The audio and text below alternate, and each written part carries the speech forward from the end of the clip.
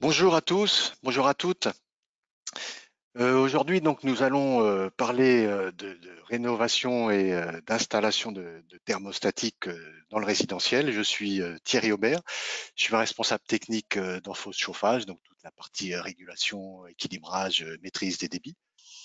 Et donc, c'est un webinaire qui va durer une quarantaine de minutes, si je tiens bien mes temps.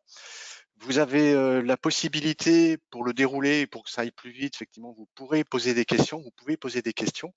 Vous avez à droite un onglet où il y a un petit onglet qui s'appelle questions, donc vous pouvez poser vos questions et donc je serai en mesure de les traiter à la fin du webinaire, à la fin des slides, des différentes diapositives. Donc là, on va commencer. Je vais retirer ma caméra. Donc voilà, thermostatiser le parc ancien. Excusez-moi, j'ai fait une erreur sur l'heure puisqu'il n'est pas 15 heures, il est 14 heures. Donc une quarantaine de minutes. La situation courante, la situation actuelle, c'est ce qu'on voit, c'est en rénovation, on voit souvent des ensembles d'immeubles où il y a deux problématiques. Il y a des gens à l'extrémité du bâtiment qui vont avoir tendance à avoir froid et d'autres qui ont trop chaud. Ceux qui ont trop chaud, peut-être vont ouvrir la fenêtre. Ceux qui ont trop froid vont demander au syndic, à l'exploitant d'augmenter la température d'eau, des choses comme ça. Donc c'est très énergivore et bien sûr là il y a une problématique, c'est qu'il n'y a pas une distribution correcte du chauffage. Quand on regarde le parc installé, ça c'est un graphe qui est issu d'un autre pays européen, mais peu importe à la limite. Ce qu'on voit aujourd'hui, c'est que vous voyez l'échelle tout à fait en bas, là, c'est 50 kWh par mètre carré et par an. C'est ce qu'on réalise aujourd'hui en BBC, donc on est à des consommations par mètre carré très très faibles, mais que les anciens bâtiments, quand on va dans les années 20, les années 40, les années 60, c'est très énergivore. On n'est pas du tout à 50 kWh par mètre carré et par an. Donc, ce qu'on peut dire, c'est que le gain aujourd'hui, avec les nouvelles réglementations, il n'y a plus grand-chose à gagner entre 50 et les maisons passives. Il n'y a plus rien. Mais par contre, le gisement d'économie d'énergie, ce qu'on appelle les passoires thermiques, il est là. Donc, en termes de résultats européens, baisser les émissions CO2, etc., c'est forcément dans le parc existant. Voilà. En termes de rénovation, la question peut se poser pour un bailleur, un propriétaire de parc immobilier, de savoir que faire. Par exemple, si on part du dernier point, isolation des murs par l'extérieur et du toit, effectivement, il y a des économies d'énergie, 10-12% par exemple. C'est un investissement très conséquent. Les temps de retour peuvent être longs, 15-25 ans. On peut aussi avoir l'idée de changer les vitrages, ce qui est très bien aussi. Les temps de retour aussi, les travaux engagés sont importants. On peut, là, le troisième, je remonte, remplacer les chaudières avec de la condensation, des pompes à chaleur. Là, évidemment, les COP des pompes à chaleur, les rendements sont très intéressants. Le temps de retour aussi peut être de 10 à 15 ans. Et il y a des choses qui sont beaucoup plus pertinentes en termes d'économie d'énergie. Je parle de pertinence d'économie d'énergie ou d'investissement. Dès l'instant qu'on traite l'équilibrage ou la maîtrise des débits ou le remplacement des robinets thermostatiques, on est sur des investissements beaucoup plus faibles, 80 € en moyenne par radiateur et 27 € vente d'équilibrage. Les économies d'énergie, on peut aller de 5, 10 jusqu'à 25%. On est sur des solutions dont les temps de retour sur investissement sont très très brefs, de 2 à 3 ans. Donc ça, c'est important à prendre en compte, c'est que la pertinence, elle est évidente sur des équipements de ce type-là. Alors le constat aujourd'hui, c'est qu'il y a encore beaucoup de robinets équipés de robinets manuels, de radiateurs pardon, équipés de robinets manuels. On est un peu en retard, même beaucoup en retard par rapport à nos voisins, en particulier l'Allemagne par exemple, où là il y a du thermostatique partout, sachant qu'encore une fois, le thermostatique va engendrer des économies d'énergie de 5 à 25% suivant la situation de départ. Donc, dès l'instant qu'on va opérer ce genre d'opération, il y a un gain énergétique qui est énorme et la réglementation, bien entendu, prend en compte ça puisque c'est très favorable à l'installation de robinets thermostatiques dans le cadre des C2E, par exemple, mais aussi dans le cadre de la répartition des frais de chauffage, puisque le décret de répartition des frais de chauffage impose l'installation de répartiteurs de frais de chauffage et de robinets thermostatiques. Les deux vont ensemble. Alors, petit rappel peut-être pour la fonction d'un robinet thermostatique, peut-être qu'il y a des personnes qui vont apprendre certaines choses de ce qu'est un robinet thermostatique. C'est un produit peut-être commun. Dans tous les cas, l'objectif du robinet thermostatique, c'est d'apporter et du confort et de l'économie d'énergie. Le confort, c'est tout simplement avoir la liberté de choisir la température de la pièce telle qu'on la souhaite. Par exemple, si on a du chauffage électrique, on règle les convecteurs à la température souhaitée. Une chambre un peu plus basse que le séjour, et bien sûr un peu plus basse que la salle de bain. Cette liberté de choisir la température, c'est ce que donne le robinet thermostatique. C'est une régulation terminale, c'est une régulation pièce par pièce. Donc ça, c'est un niveau de confort. Donner à l'utilisateur, à l'usager, la possibilité de régler sa température pièce par pièce, suivant les besoins. Il y a aussi une capacité à récupérer les chaleurs gratuites. Alors ça, c'est son aspect économie d'énergie. Vous voyez sur cette animation, à gauche, on a représenté des chaleurs gratuites, par exemple des apports solaires au travers d'une baie vitrée, d'une fenêtre. À gauche est représenté un robinet manuel. À droite est représenté un robinet thermostatique. Bien sûr que lorsque le soleil tape au travers de la vitre, le robinet manuel, lui, ne bouge pas, le débit passe toujours dans le radiateur reste chaud. Soit les gens ont le réflexe de venir fermer manuellement le robinet manuel, ou l'autre réflexe, c'est d'aller ouvrir les fenêtres. Dans les deux cas, évidemment, c'est de l'énergie qui n'est pas économisée. À droite, vous voyez le corps du robinet thermostatique. Le robinet thermostatique, c'est un corps de robinet et c'est une tête. Et la tête, on voit que c'est elle qui fait la régulation de température. C'est un régulateur proportionnel qui va tout simplement agir en ouvrant ou en fermant progressivement le clapet du robinet. C'est-à-dire qu'on a quelque chose qui est modulant. On vient accélérer, freiner, enfin ouvrir, fermer le débit. Le principe d'une tête thermostatique, c'est quelque chose qui fonctionne de manière autonome. Il n'y a pas besoin d'énergie électrique, il n'y a pas de pile. Ça fonctionne tout seul pendant 20, 30, 40 ans, voire 50 ans sur des anciens robinets d'Enfos, on en voit encore, qui fonctionnent. Alors le principe technique, enfin la technologie qui est utilisée à l'intérieur d'une tête thermostatique, c'est la dilatation d'un soufflet. Alors un soufflet, c'est quoi? C'est tout simplement, c'est cette chose-là, c'est comme un accordéon en cuivre très fin, et avec la chaleur, donc ça c'est enfermé comme dans une petite boîte de conserve, mais cette partie est mobile, et lorsque la température augmente, pardon, je voulais revenir là-dessus, hop, bon, j'ai une animation qui ne marche pas là, cette cote en rouge ici va varier, c'est-à-dire que le soufflet va se déplacer pour aller appuyer sur le clapet. Donc c'est un principe très très simple, et les têtes historiques chez Danfoss sont remplies d'un gaz, c'est donc un gaz qui se dilate. Alors, on a deux gammes aujourd'hui. On a toujours eu les têtes gaz depuis le début de l'invention du robinet thermostatique, mais on a aussi, depuis une trentaine d'années sur le marché, introduit une tête liquide. Donc, nous sommes fabricants, bien sûr, de nos robinets thermostatiques, mais nous sommes aussi fabricants de ce qu'on appelle les capsules, les soufflets à l'intérieur. Et on est le seul fabricant qui produise lui-même ces soufflets. On produit 100% de nos soufflets. C'est l'élément sensible. C'est le cœur du système, en fait. C'est le cœur d'une tête thermostatique. Donc les deux technologies existent.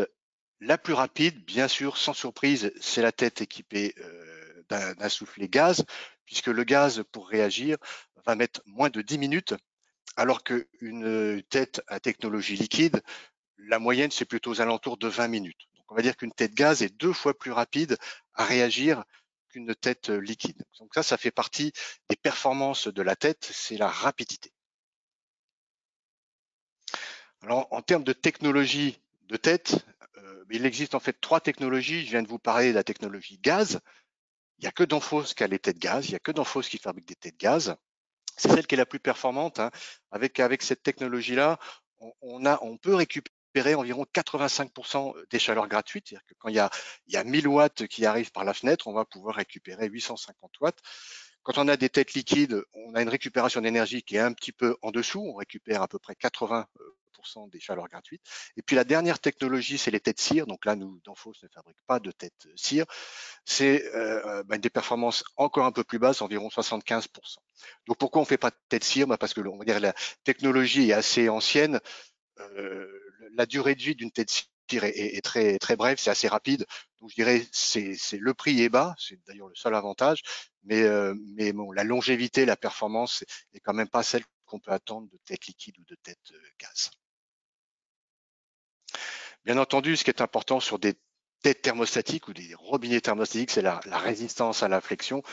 Alors, pour ceux qui connaissent déjà les têtes d'Enfos, c'est des têtes extrêmement robustes, c'est-à-dire en résistance à la flexion. C'est des tests qu'on fait bien sûr en en usine et qui sont aussi demandés par la norme EN 215. La norme demande que ça résiste à quelque chose à peu près au minimum 25 kg, enfin 250 newtons. Bah, les têtes résistent facilement à 75 kg pour les têtes classiques et 110 kg pour les têtes collectivités.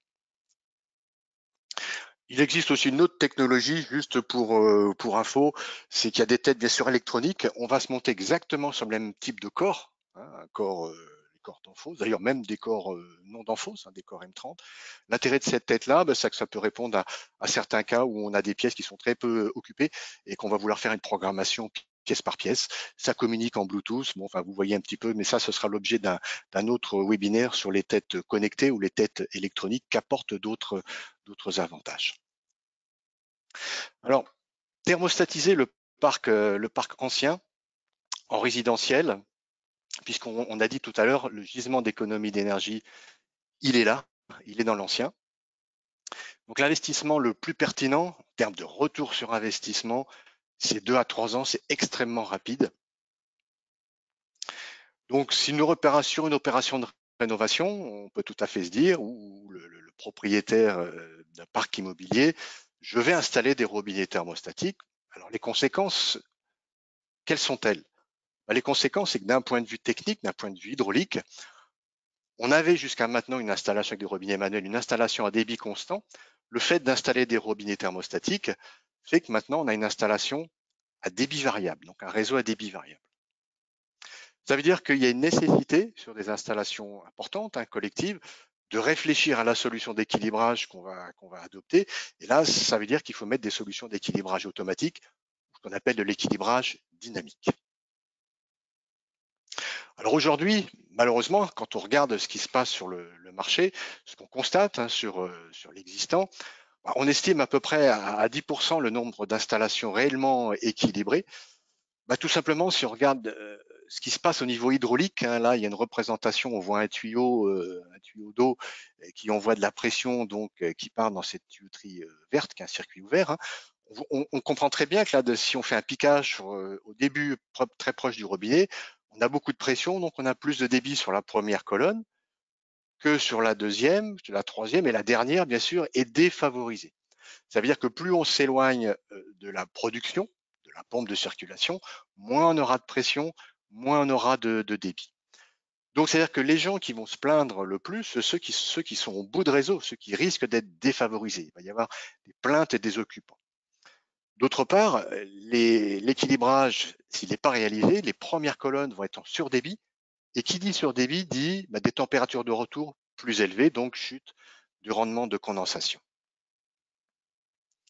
Alors, la problématique des vannes d'équilibrage manuel, que tout le monde connaît, qu'on voit encore beaucoup sur des sites, c'est qu'effectivement, ces vannes, si elles sont mises en place, en pied de colonne par exemple, comme c'est représenté ici, on s'aperçoit qu'on va mesurer quelque chose, mais déjà dans la mesure, lorsque le metteur au point vient faire une mesure de colonne dans des logements occupés, logiquement, il faudrait que tous les radiateurs soient ouverts. Est-ce que le metteur au point a tout vérifié? Est-ce que tout est ouvert? Est-ce qu'il n'y a pas un occupant qui a laissé ses robinets fermés parce qu'il est parti en vacances? En tous les cas, ça veut dire que la mesure qu'on l'effectue à l'instant T, elle est empreinte de pas mal d'incertitudes. On n'est pas certain que tout soit ouvert. D'autre part, lorsqu'on va commencer à régler une vanne ou modifier une vanne d'équilibrage, il va y avoir une interaction sur les autres colonnes. Donc ça, c'est l'aspect interactif de l'hydraulique. Il y a une interaction, ce qui veut dire qu'il y a une procédure qui est très longue, qui est exigeante. Il faut le faire dans ce que j'appelle une fenêtre de tir bien précise. Vous ne pouvez pas faire ça en été. Si vous le faites en été, il faut enlever toutes les têtes thermostatiques, donc il faut passer dans tous les logements. Donc la chose qui se fait couramment, c'est que ça se fait en plein hiver lorsqu'il fait froid, mais la fenêtre de tir est très étroite et tout ça pour régler des vannes avec une grande incertitude, sachant qu'on leur a réglé ces vannes que pour 100% du débit. C'est-à-dire si les robinets commencent à se fermer sur une façade sud, la vanne d'équilibrage, on va le voir tout à l'heure, n'a plus de fonction, c'est les robinets thermostatiques qui, en se fermant, vont prendre toute la pression différentielle sur les oreilles. Donc les vannes d'équilibrage statiques sont pas faites pour le débit variable, ça réagit pas au débit variable. Donc une vanne d'équilibrage, on va dire, si c'est bien réglé, ça n'a une fonction qu'à 100% de débit. Il faut bien comprendre que si on réduit le débit de moitié dans une vanne d'équilibrage, si la colonne, les robinets se ferment et on a débit moitié, la perte de charge de la vanne en pied de colonne elle est divisée par 4, elle est divisée par le carré. Donc, ça veut dire qu'elle a plus de perte de charge. C'est comme s'il n'y avait pas de vanne finalement. Alors, donc, la fonction qu'elle a, c'est qu'à 100% de débit. Mais 100% de débit, on ne l'a que quelques jours dans l'année. Ça peut être 4-5 jours de l'année ou pendant quelques dizaines de minutes, quart d'heure ou une heure au redémarrage le matin. C'est le seul moment où on aura vraiment un débit maximum et donc le seul moment où les vannes d'équilibrage manuelles vont brider quelque chose. L'autre partie de l'année, elle n'aura pas de fonction. Donc on voit qu'une vanne d'équilibrage manuel, bah, c'est à la limite valide, valable pour du débit constant, avec du plancher chauffant en débit constant, avec des robinets manuels, certes, mais certainement pas avec du débit variable. Dès l'instant qu'on a du robinet thermostatique, ces vannes d'équilibrage n'ont que très peu de fonctions, puisque c'est que lorsque, et c'est ouvert à 100%, donc quelques jours dans l'année. Alors, chose intéressante, l'interaction des colonnes. Là, on voit toujours que j'ai beaucoup de débit dans les premières colonnes, j'en ai moins au bout. J'ai pas fait d'équilibrage, mais si je ferme une colonne, on va le voir ici, eh bien, on a une augmentation de la pression et du débit sur les autres colonnes. Ça veut dire qu'il y a une interaction. Par exemple, s'il y a une façade sud avec du robinet thermostatique, la façade sud reçoit du soleil, les robinets se ferment, eh bien, il y aura une influence sur la façade nord. Il y aura un surdébit, un surcroît de pression sur la façade nord, donc du surdébit, donc des risques peut-être de bruit dû à la surpression, mais aussi des températures de retour qui vont être dégradées. Alors, chose aussi qu'il faut bien avoir à l'esprit, le circulateur, la pompe de circulation n'a pas pour objet de faire l'équilibrage. L'équilibrage, c'est forcément quelque chose de local, alors que le circulateur, il a une fonction centrale. Donc même si on représente ici, vous voyez la pression qui est très importante, enfin, c'est la HMT au départ de chaufferie qui est importante et ensuite ça réduit au fur et à mesure qu'on va vers le bout de l'installation. Mais si on dit j'augmente ma delta P, on va augmenter la delta P sur toutes les branches de manière plus ou moins proportionnelle, mais en aucun cas on ne peut parler d'équilibrage avec une pompe. Une pompe de circulation est là pour délivrer une pression et par la suite un débit, enfin le débit il est engendré par l'ouverture des vannes du réseau, mais en tous les cas, un circulateur ne peut pas faire l'équilibrage. C'est forcément quelque chose de local. Alors, des problèmes de remise en chauffe sur une installation non équilibrée, c'est un exemple d'installation non équilibrée, où on aurait mis par exemple des robinets thermostatiques avec un gros passage, avec un gros cavé. Bah, le matin, quand on redémarre l'installation après un abaissement de température, les robinets étant réglés à 20 par exemple, bah, si on a fait un abaissement de température, tous les robinets sont à 18 degrés, enfin les ambiants sont à 18, donc tous les robinets sont grands ouverts. Si on a mis des robinets thermostatiques sans pré-réglage avec un gros passage, un gros cavé, bah, le matin, tout le débit va aller plutôt vers les radiateurs les plus proches de la pompe. C'est ce qu'on voit ici. Et puis les radiateurs les plus éloignés, à l'extrémité du réseau, bah, ils vont pas être alimentés tout de suite. C'est une histoire de pression. On n'a pas assez de pression à ce moment-là. Donc ça veut dire que plus on avance dans la matinée, bah, plus on commence on commence à irriguer des radiateurs intermédiaires, c'est-à-dire qu'on envoie un peu de chaleur, tout simplement parce que les premiers radiateurs ont atteint la température, ils sont plus ou moins ralentis ou freinés le débit, donc on envoie plus de pression au bout de réseau. Et il y a un moment, on va arriver à atteindre le dernier radiateur, donc on va chauffer le dernier radiateur, mais pas du tout en même temps que le premier. Donc une intermittence, un abaissement de température va mettre en évidence de manière assez critique un non-équilibrage. En gros, quand on a ce genre de phénomène, des zones qui montent pas en température au même moment, c'est typique d'un mauvais équilibrage. Alors que si c'était équilibré, on aurait monté l'installation en même temps sur toutes les zones, ce qui aurait permis de gagner au niveau de la relance du chauffage, de gagner peut-être une heure ou deux. Donc ça, c'est de l'économie d'énergie. Si on regarde un émetteur de chaleur, on regarde sa courbe de température, enfin sa courbe d'émission. En bas, nous avons le débit. Donc, si on fait varier le débit, on va faire varier la puissance. C'est ce que fait un robinet thermostatique. Là, j'ai pris un régime d'eau 70-50. On voit si j'envoie 50% de débit, eh bien, j'envoie quand même encore 70% de puissance. C'est pas tout à fait linéaire. On pourrait tout à fait dire, moi, je vais envoyer plein de débit. À la limite, je vais pas limiter de débit. Je vais envoyer 200% de débit. Alors là, la problématique, c'est quoi? C'est que si on envoie 200% de débit, ce débit il peut manquer à d'autres secteurs de l'installation.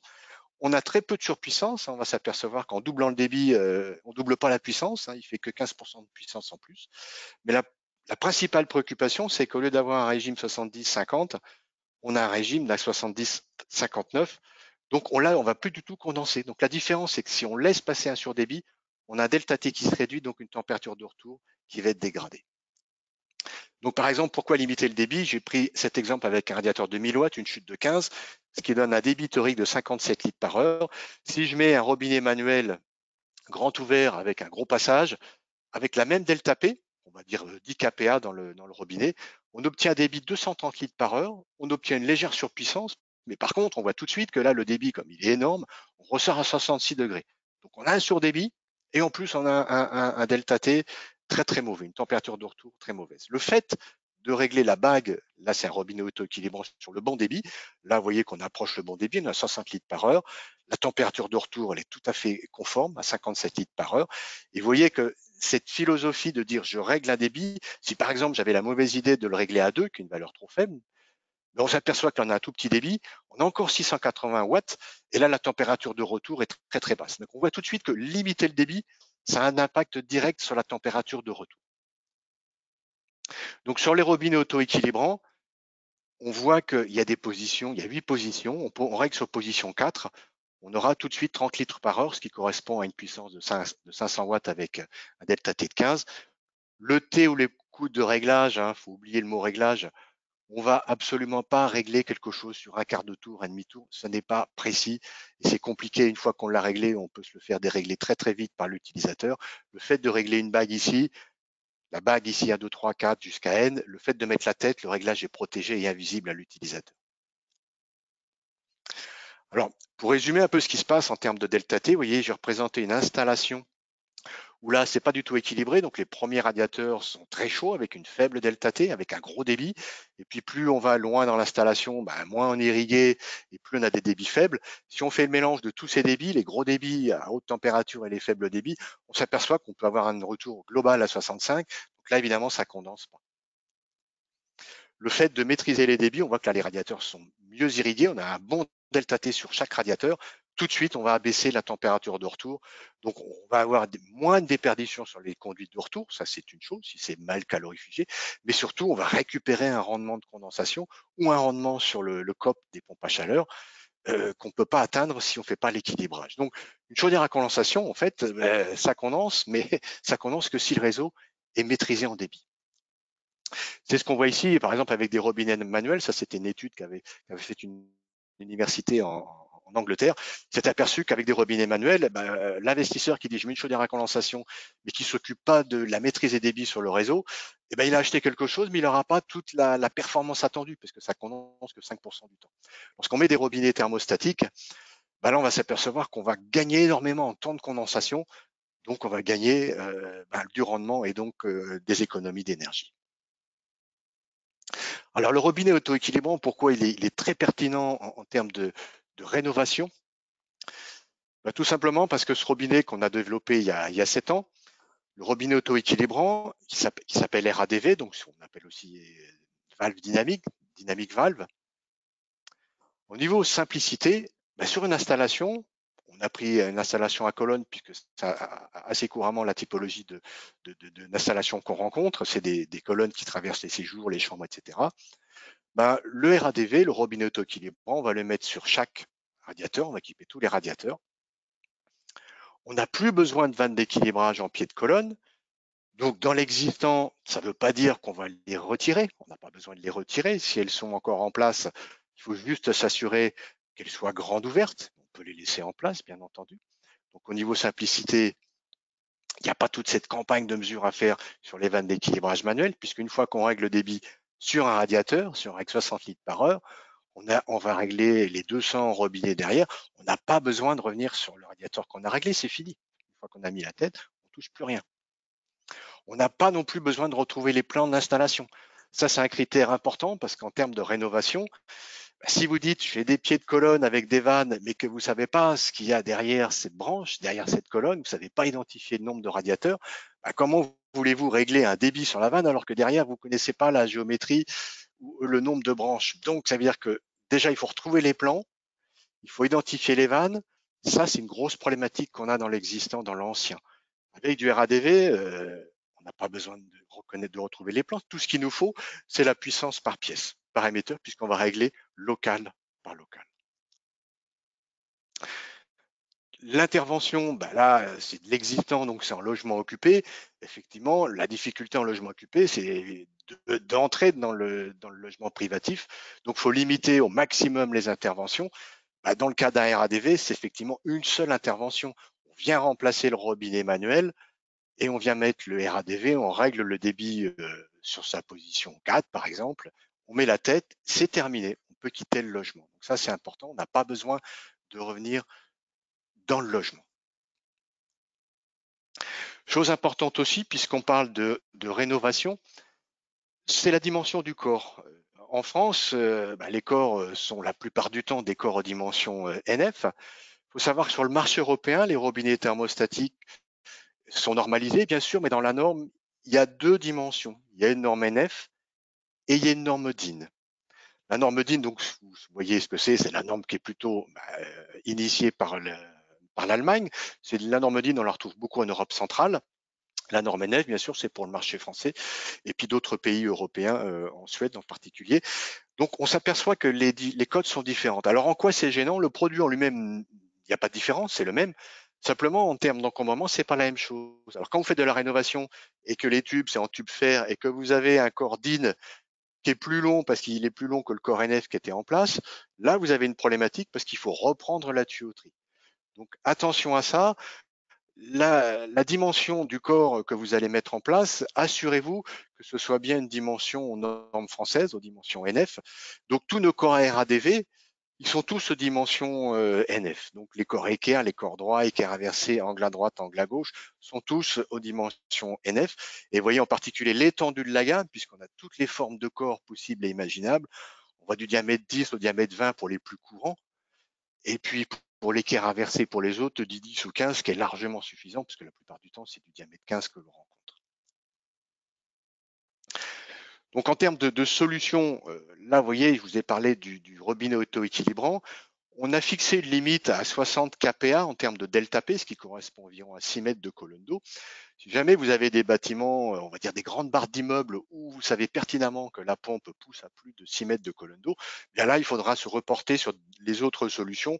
On va trouver des vannes d'équilibrage dynamiques en pied de colonne avec des robinets à pré-réglage, mais là, on ne va pas pouvoir mettre le RADV puisque là, on a fixé une limite à 6 mètres de colonne d'eau. En pratique, on dit bon 6-7 mètres de colonne d'eau, ça passe, on peut passer en RADV. Au-delà, on va passer dans une solution équilibrage en pied de colonne automatique et décor après réglage.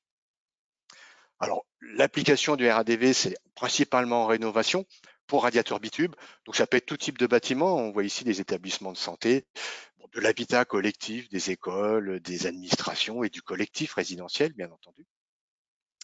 Pour quelle taille de bâtiment? Là, quand je vous ai dit 60 kPa, 6 mètres de colonne d'eau, lorsqu'on fait des calculs relativement basiques d'estimation de perte de charge d'un réseau, on prend souvent, vous savez, cette idée, ce chiffre de 15 mm de colonne d'eau par mètre, ce qui représente à peu près des bâtiments de 230 mètres, c'est-à-dire un bâtiment dont la distance entre la pompe de circulation et le dernier radiateur, c'est compris dans les 130 mètres, on va dire là, il n'y a pas de problème, on peut passer sur de RADV. Si on prend un bâtiment horizontal avec plusieurs branches, c'est pareil. On va identifier quelle est la branche la plus longue. Si elle est dans cette enveloppe de 130 mètres, on peut aller en solution RADV. Donc, ça couvre déjà énormément de bâtiments en France et en Europe. Alors, un outil très intéressant, c'est l'outil DeltaP. C'est un outil qui va permettre d'aller optimiser la HMT de la pompe. HMT de la pompe, c'est donc le réglage de sa pression différentielle. C'est un outil de diagnostic. C'est pas un outil pour mesurer ou pour aller faire l'équilibrage, pas du tout. C'est un outil qu'on va utiliser ponctuellement pour aller justement optimiser la pompe de circulation. C'est pas fait pour régler le robinet. Le robinet en règle de 1, 2, 3, 4, 5. C'est plutôt fait pour, voilà, on va aller au bout de l'installation. Donc, ce qu'on voit ici, c'est qu'on a représenté ici ce trapèze qui représente le profil des pressions. Donc, au début, on a bien sûr la HMT de la pompe, qui en général est connue, parce que sur les pompes modernes, tout le monde sait lire la HMT de la pompe. Sur toutes les pompes modernes, vous pouvez lire 4 mètres de colonne d'eau, 5 mètres, puisque vous allez la plupart du temps régler une HMT constante. C'est le plus courant, c'est ce qui marche dans tous les cas, et c'est le plus facile. Donc, vous allez régler une HMT de 5 mètres de colonne d'eau. Tout le monde connaît la delta P qui est en début de réseau. Par contre, ce que les gens ignorent, ce qu'on ne sait jamais, la grosse inconnue, c'est mais bon sang, quelle est la delta P qu'on a en bout de réseau. Donc cet appareil, il va permettre, donc, en se mettant sur le radiateur le plus défavorisé, d'aller mesurer si la pression est nécessaire et suffisante ou si on a trop ou pas assez. Alors s'il n'y a pas assez, très facile, on va augmenter la HMT de la pompe, mais il peut se trouver aussi qu'on a trop de HMT là, parce que la plupart du temps, et ça on le réalise quand on va sur des sites, on s'aperçoit très fréquemment que la pompe, eh bien, elle est bien gonflée, c'est-à-dire que l'entreprise, l'installateur, l'exploitant, comme il ignore un petit peu ce qui se passe en bout de réseau, il a mis un petit peu de surcroît de pression.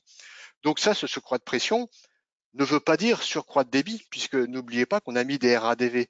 Donc les RADV, même si on augmente la pression, il va limiter le débit, lui. Donc c'est-à-dire c'est comme si la pompe accélérait et le RADV freine derrière. Donc on peut être en configuration d'avoir une pompe qui pousse trop. Il n'y a pas trop de débit parce que les RADV freinent, mais elle pousse trop. Donc ça, c'est l'énergie électrique qui est gaspillée. Donc l'intérêt de l'outil Delta-P, c'est un outil qui est très petit, qui prend pas beaucoup de place. On met 2 minutes à le mettre en place. C'est qu'on va pouvoir à tout moment aller mesurer ce qui se passe en bout de réseau et éventuellement avoir une nouvelle HMT de pompe qui est représentée sur le trapèze qui est en vert, c'est-à-dire qu'entre le moment où on est arrivé sur l'installation où il y avait une HMT qui était importante et au moment où on repart, eh ben, la pompe va fonctionner toute l'année à une HMT moindre, donc avoir un gain d'énergie électrique. Donc c'est un outil d'optimisation, mais c'est aussi un outil de diagnostic parce qu'à tout moment, on peut aller sur une installation et dire, bah, tiens, il y a une problématique dans cette colonne-là. Monsieur Danfoss, que se passe-t-il? L'outil, on peut le prêter en 5 minutes, on sait dire, ah bah tiens, oui, bah c'est normal, ici, par exemple, il n'y a pas de delta P. Peut-être qu'il y a une vanne qui est fermée, on peut l'identifier. Donc, c'est vraiment un outil de diagnostic qui est très, très pertinent puisqu'on peut aller partout sur une installation. On peut aussi aller dire, puisque cet outil peut mesurer tous les types de robinets après réglage d'Enphos, on peut aller dire sur un robinet, tiens, bah là, j'ai un robinet, mais qui fait un bruit affreux, qui fait énormément de bruit, que se passe-t-il? Si on identifie que le robinet a, par exemple, 60-70 kPa, ce qui est énorme, c'est normal qu'il y ait du bruit. Donc, vous voyez, c'est un outil qui peut être utilisé à divers usages. Alors là, je vais vous passer un film, une animation, enfin un film plutôt, où on va voir ce que c'est que le RADV. Donc, le cordeau robinet avec sa bague de pré-réglage verte. Donc, c'est un robinet 2 en 1. C'est un robinet thermostatique et en fait une vanne d'équilibrage automatique à l'intérieur. Donc, on voit la partie basse, c'est là où il y a le robinet thermostatique avec le clapet. Et la partie haute, c'est le système à membrane qui va rendre le robinet indépendant. Donc, vous voyez, ce qui se passe sur un réseau, c'est que la pression sur un réseau varie. Par exemple, la pression PA, la pression à l'entrée, elle varie. On voit que le régulateur de pression intégré, voilà, il bouge. Vous voyez cette partie haute qui est complètement indépendante de la partie qui se trouve en bas. Donc, il fonctionne, chacun vit sa vie. Il y en a un qui va limiter la delta P sur le robinet thermostatique, sur le siège, et le siège, lui, il est commandé par la tête thermostatique. Donc, ce qui fait qu'on a un robinet qui est indépendant des variations de pression.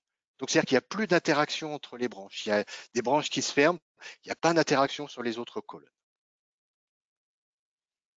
Donc, on règle le débit en tournant cette bague.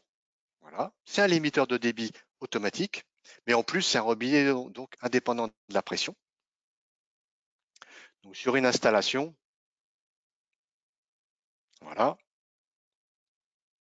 Donc, très facile. On met des RADV, on règle le débit, on met la tête, c'est terminé. La tête thermostatique, là, on a mis une tête gaz, bien entendu. On va avoir une régulation de température très précise, ça c'est une chose, mais n'oubliez pas que le robinet, lui, va assurer une limitation du débit, donc un impact direct sur le delta T. Donc c'est très simple à sélectionner, très simple à mettre en service.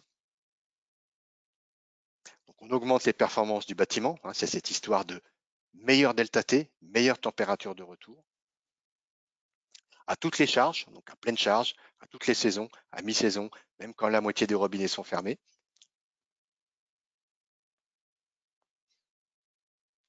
Et là, on va voir la manipulation d'un robinet, de l'outil Delta P. Donc, on va prendre un bâtiment typique. Ça, c'est un bâtiment au Danemark. L'outil se présente avec un petit capteur de pression, un tube pour aller faire la mesure. On enlève le presse-étoupe. On n'a pas besoin de vidanger l'installation. il y a juste quelques gouttes. Donc c'est très rapide. On insère l'outil, on visse l'outil.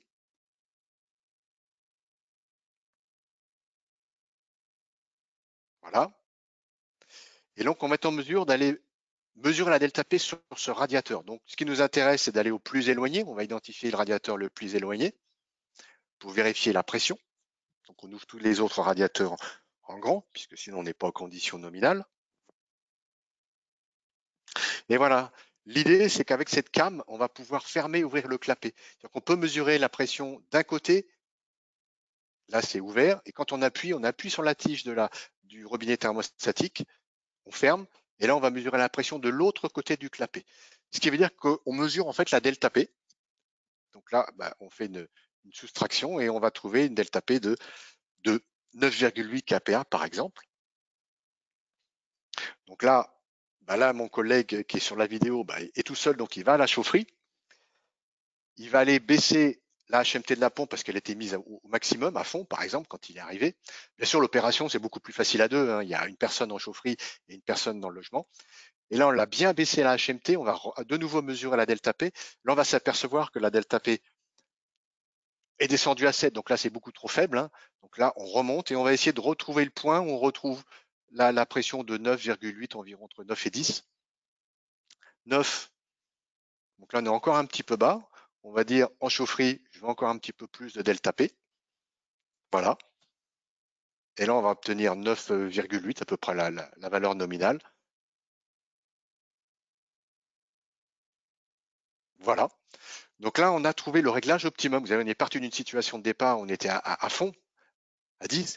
Donc, c'est-à-dire que quand on repart de l'installation, au lieu de fonctionner à fond, la pompe, elle va fonctionner sur sa hauteur manométrique nécessaire et suffisante. Donc là, c'est vraiment un outil d'optimisation des installations. Donc, on redémonte l'outil. Donc ça, c'est très très bref en termes de montage. Vous avez vu l'encombrement aussi. C'est-à-dire que même si le robinet, c'était un équerre inversé ou s'il y avait un mur à côté, on a vraiment cette liberté que c'est pas un outil qui fait 1,20 m, 1,50 m de long. Hein. C'est très très très compact. Donc voilà, cet outil, il est vraiment universel. C'est un outil qui sert pas à l'équilibrage, mais qui sert au diagnostic. Et nous, on arrive très fréquemment à le prêter à des entreprises ou des bureaux d'études qui le souhaitent. Donc voilà, cette présentation sur la rénovation très facile du parc existant avec le robinet auto-équilibrant RADV. La première chose, c'est qu'on maîtrise le débit. C'est-à-dire qu'on a un delta T maîtrisé, température de retour maîtrisée. Donc la pompe aussi, la pompe de circulation va être optimisée. On est sûr que l'équilibrage est réellement réalisé, ce qui n'est pas le cas lorsqu'on met des vannes manuelles. On peut mettre des vannes manuelles mais ne rien faire, donc on n'a pas l'assurance que ce soit fait. Le simple fait de mettre du RADV, on sait que c'est déjà équilibré. Et puis l'autre impact, c'est le gain de temps, puisque là, on a une seule opération à réaliser dans le logement. Alors voilà, cette présentation est terminée. Donc, je ne sais pas si vous avez eu l'occasion de poser des questions ou s'il y a des questions sur le chat ou pas. Je regarde dans mon chat s'il y a des questions. Là, je vois qu'il y a une question. Peut-on mettre ces robinets thermostatiques sur tout type d'installation? Je dirais, en thermostatisant un parc, la seule chose qu'il faut faire, c'est comme de mettre des robinets thermostatiques en fait. Hein. Quand on dit est-ce qu'on peut mettre des robinets thermostatiques, on peut mettre du RADV sur n'importe quelle petite installation, je dirais oui. Quelles sont les contraintes? La seule chose à faire, comme avec des robinets thermostatiques classiques, c'est qu'il faut tout simplement déjà, c'est l'installation ancienne, regarder la qualité d'eau, veiller que ce soit pas emboué. Donc en général, et là tout le monde le fait, ce sera un peu périlleux de pas le faire, c'est de désembouer l'installation. Mais ça, c'est valable. C'est valable aujourd'hui, mais c'était valable il y a 20 ans. Dès l'instant qu'on met du thermostatique, il faut désembouer l'installation. Mais entre un robinet thermostatique classique ou un RADV, il n'y a pas de différence particulière. On doit désembouer l'installation. Nous, nos RADV, c'est comme les robinets après réglage classique. On a mis un RADV avec le même passage.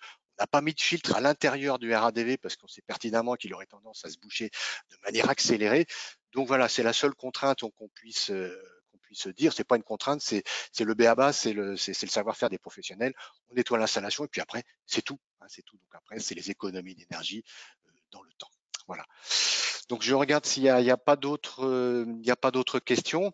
Bah, écoutez, je vous remercie de votre attention à toutes et à tous pour ce séminaire. Donc il va être disponible sur notre chaîne YouTube. Sachez qu'il y a une chaîne d'infos YouTube chauffage. Donc le webinaire a été enregistré.